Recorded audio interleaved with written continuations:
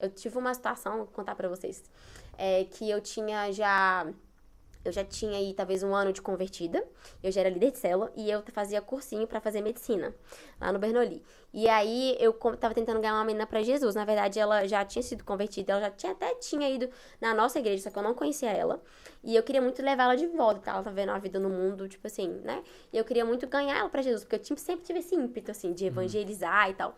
E aí eu falava muito pra ela sobre Jesus, gente, falava muito e tudo, queria muito que ela voltasse mesmo pra igreja e tudo. E ela chegou, ela começou a ir na célula e tudo. E aí teve uma festa do cursinho.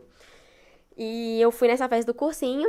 E aí eu pisei na bola. E nessa festa eu fiquei com um menino. E ela me viu ficando com esse menino. Nossa. E ela tava, tipo assim, era uma festa num lugar muito grande. E eu Aham. já era líder. A líder de célula já tinha ido na minha célula. E eu ganhei ela pra Jesus.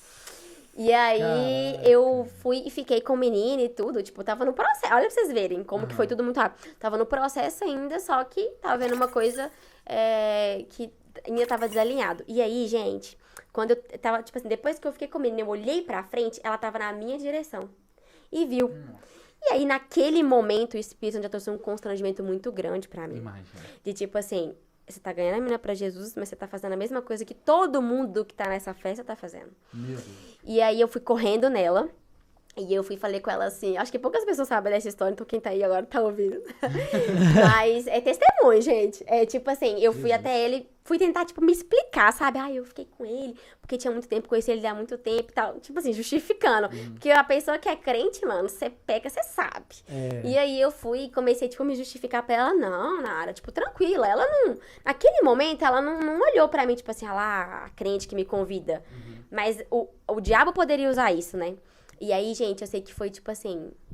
Eu saí, eu fui embora daquela festa e eu fiquei tão mal. E ao mesmo tempo eu tava passando um processo e eu não conseguia me arrepender. Porque era uma coisa que eu queria fazer. Aquela briga da carne e o espírito. Nossa. E aí eu lembro que eu contei pra Carla na época. Ela falou assim, nós vamos orar e Deus vai gerar em você um arrependimento genuíno. E eu comecei a orar, cara. Comecei a orar, Deus, me gera arrependimento, porque eu não tô arrependido e me preocupado com a menina. Como que eu ia fazer com ela? E aí teve um dia, assim, que Deus lançou no meu coração. Eu me arrependi completamente, senti nojo daquilo. Foi transformador, porque a partir daquele dia a minha vida, até mesmo de relacionamento, mudou a partir daquilo. E aí o Espírito Santo falou comigo assim, você precisa fazer algo, você precisa ir atrás dela. E a Carla também tinha me aconselhado.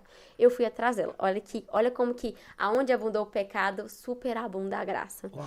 Eu fui até ela e falei assim, olha, eu vim até você, eu quero te pedir perdão. Porque você me viu fazendo uma coisa que não é uma coisa que eu acredito, não é uma coisa que eu acredito que é o que Deus tem pra mim. E eu tenho te chamado pra ir pra igreja, chamado pra ir na célula comigo, eu tenho te levado na célula. E eu não dei um bom testemunho, eu quero te pedir perdão, porque eu não quero que o diabo use isso contra você nessa sua caminhada de retorno pra igreja e tudo. Eu quero que isso nunca seja um motivo pra você não conhecer Jesus. Eu falhei, mas eu quero te pedir perdão. Gente, eu fui assim, me humilhei, sabe? Pedi perdão pra ela. E foi muito interessante porque ela fala... Depois disso, ela continuou na igreja, ganhei ela pra Jesus, ela se tornou uma discípula minha. Hoje essa menina é missionária, ela tá no campo missionário. Sério? Ela Nossa, tá, tipo assim, louco. servindo num projeto missionário no sul do Brasil. E eu lembro que ela falou direitinho, ela falou assim que eu ir até ela e pedir perdão por aquilo que eu tinha feito errado foi o que ganhou ela. Foi o que ela foi o que virou a chave no coração dela pra entender, tipo assim, ela é diferente. Esse lugar que eu tô indo é diferente. Uau. Que Então, loucura. assim, é um testemunho pra mim muito forte, porque eu vi, tipo, eu aprendi, Deus começou a me ensinar ali sobre dependência, de, tipo, na sua força, você vai só perder pessoas, você nunca vai ganhar. Que E loucura. hoje, olho pra vida dela hoje, tipo assim, ela foi minha discípula durante muito tempo, liderou célula, e hoje ela é uma missionária. Então, Nossa. assim, foi um privilégio fazer parte e aprender, porque ela me ensinou, né, nesse processo. Nossa, Cara. um caso super atípico, né, cara? Muito de atípico. acontecer. Muito, muito atípico. Cara, eu queria fazer 2 comentários. O primeiro que me impressiona é, tipo, a importância de ter boas pessoas ao nosso lado, tipo, da nossa convivência. Verdade. Um exemplo é a Carla, né? Salve, Carla. Já virei fã. Tipo assim, no momento da dificuldade ali, uma falha, né? Que nós somos humanos, suscetíveis a erros. Infelizmente, tem pessoas que vão te acusar, vão apontar o dedo. Mas, ao mesmo tempo, terão pessoas que utilizarão dessa sua falha para que você ensine alguém. Verdade. Ou talvez para que você mesmo aprenda Verdade. que é possível reverter a situação, sabe? E Deus é muito bom com a gente porque Ele coloca pessoas maravilhosas no momento certo, no lugar certo. É verdade. E outro detalhe, cara, que me marca muito é que, assim, na juventude, da adolescência pra juventude, a gente cresce ouvindo que a gente precisa criar raízes, né? Sim. E, cara, olha pra você ver. Um ano de convertida, Já fazendo muita coisa. 8 células, cara. É muita coisa. É muita coisa. Mas Muita isso coisa. por quê? Porque primeiro criou uma raiz, né, Nara? Tipo, Uhum. viu na igreja um local ali onde você poderia realmente contribuir na obra do Senhor, pensando no futuro. Isso é muito legal. Acho que eu queria enfatizar isso porque criar raiz é um desafio muito grande na nossa Muito vida. grande. Principalmente na geração atual. Mas ao mesmo tempo que é um grande desafio, também gera ótimos frutos. Verdade. Ou, agora eu fiquei chocado. 8 células é muita É coisa. muita coisa, Se a gente irmão. pensar, é muita coisa. Vamos ver que cada célula tem 10 pessoas, 80 pessoas que estavam debaixo E eu tinha, tipo, supervisão. 19 anos. Uau.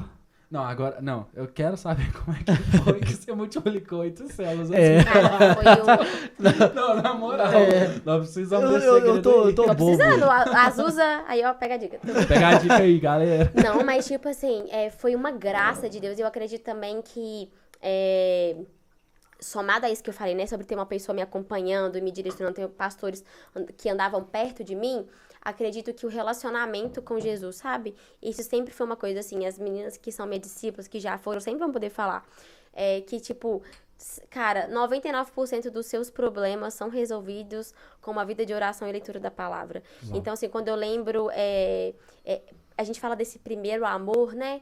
Que eu gosto muito de um conceito que o pastor Arid trouxe uma vez numa pregação sobre esse primeiro amor, não de primeiro e primeiro e depois vai ter o segundo, mas primeiro de prioridade. Top. Então, esse primeiro amor que naquela época estava muito latente por causa dessa experiência que eu tive com esse encontro com Jesus, eu acredito que é isso. Porque você perguntar pra mim assim, como que eu multipliquei 8 células, eu não sei te falar. E olha que eu tinha pessoas na minha célula, tinha muitas pessoas que eram da igreja, mas que foram geradas ali, líderes. E é muito legal, porque como eu tô há muito tempo nisso, hoje, quando eu olho pra nossa igreja local, claro que muda muito, né? Tem jovens, igual vocês falaram, o jovem tem dificuldade de criar raiz, então a gente tem uma rotatividade. A igreja que é hoje não é a igreja que era 10 anos atrás.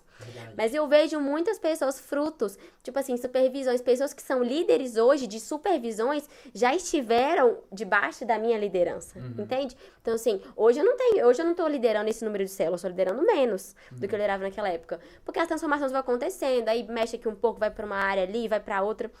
Mas eu acredito que foi a graça de Deus e aquele relacionamento que eu tinha. Eu lembro que a gente, na época, tipo assim, né, cara, 18, 19 anos, a gente não tinha muita coisa pra fazer na vida, né? Eu estudava muito, porque eu queria fazer medicina, então eu estudava muito, mas fora isso, não tinha mais outras obrigações. Então a gente gastava muito tempo orando. Eu lembro que teve uma época que a gente ficava 3 a 6 horas orando direto na igreja. Meu Deus. E era um tempo que a gente experimentou um crescimento muito grande na juventude, né? Que a gente viu, assim, Deus fazendo algo sobrenatural por causa mesmo de uma vida de oração, leitura da palavra, de jejum. A minha entrega era muito absurda. Porque eu sabia que eu precisava romper com todos os padrões, tudo aquilo que tinha na minha vida antes de Jesus. Eu sabia que se eu mantesse algumas coisas na minha vida, eu não ia conseguir continuar firme. Claro que é pela graça dele, é ele que mantém a gente, né, no caminho firme nele, mas a gente precisa fazer renúncias. Então eu renunciei o mundo, sim. Tanto que eu afastei muito de amizades. Depois de um bom tempo que eu consegui voltar a ter algumas amizades com outras pessoas, porque eu sabia que eu precisava me afastar daquilo pra eu realmente me mergulhar, né? Mergulhar profundamente em Jesus. Vestir Então, a quando eu- armadura, né? Pra... Total. E, tipo assim, tudo aquilo que é peso, fardo, deixei pra trás pra poder viver a vida com Jesus. Então, a minha vida era aquilo, girava em torno disso, as minhas energias, o meu tempo, os meus dias.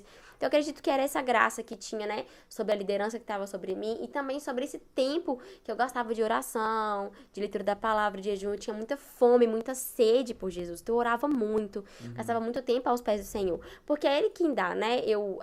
Assim, um dos meus livros favoritos da Bíblia é Atos. Eu sou apaixonada com o livro de Atos. Deus fala muito comigo em Atos. E você vê sempre Deus falando lá, né? Lucas escrevendo e falando que eles perseveravam na comunhão dos santos, apóstolos, na doutrina dos apóstolos, eles partiam o pão. E Deus acrescentava as pessoas que chegavam. Então, Deus dava o crescimento. E é assim, Deus deu o crescimento, não foi eu. Não era porque eu era uma líder habilidosa. Pelo contrário, gente. Quando eu olho pra mim hoje como líder, que eu tenho que melhorar demais. Mas quando eu penso na líder que eu era... misericórdia, sabe? E tinham muitas pessoas, porque era a graça de Deus, era a misericórdia, era ele que fazia. Era ele que dava as pessoas, ele que direcionava, ele que acrescentava as pessoas. Ele olhava o coração ali, olha, eu quero Jesus, eu quero servir, eu quero ser usada, eu quero a minha vida é para dar pelas outras pessoas. Sempre tive isso no meu coração, de que a minha vida não é pra mim, o evangelho me alcançou pra alcançar o outro, né? Não parou em mim. Então acho que Deus olhava e falava assim, coitada dessa menina, eu vou ajudar ela, porque sozinha ela não vai aguentar. Então foi isso, a graça e a misericórdia de Deus e uma plataforma ali. Isso de criar raízes é fundamental. Porque se você não cria raízes, se você não tem uma igreja local, dificilmente você vai conseguir fazer diferença no mundo. Verdade. Porque a igreja local é as raízes. Você olha para uma árvore que é grande, frondosa, que dá muitos frutos, tem raízes muito profundas. São raízes que precisam perpassar várias camadas ali do solo, que precisam ir muito profundo para ser nutrida e conseguir dar o fruto que ela precisa. Então, se eu dei algum fruto de bom, é porque as minhas raízes sempre esteve muito alicerçadas em Deus e na minha igreja local.